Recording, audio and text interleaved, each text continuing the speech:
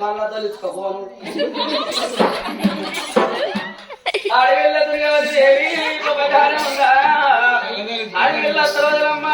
వదే పదాల కాడి ఏడవచ్చి వదిలే దుర్గవదిలి కాళ్ళు మొత్తరాలు వదిలే కాళ్ళ మీద అన్నం పెట్టమని కన్నాడు కాలం ఉన్న దుర్గవతి ఏమనుకున్నది అడవిల్ల ఎన్ని పనులు ఎక్కడ చేసుకొని వచ్చేటట్టున్నదని ఓ బిడ్డ సరోదరమ్మ మనకు సభల ఆవుల మంద ఉన్నది బిడ్డు ఆవుల మంద కాడ మనకు ఆవుల మంద కాడ మాల రామన్న ఉన్నాడు బిడ్డ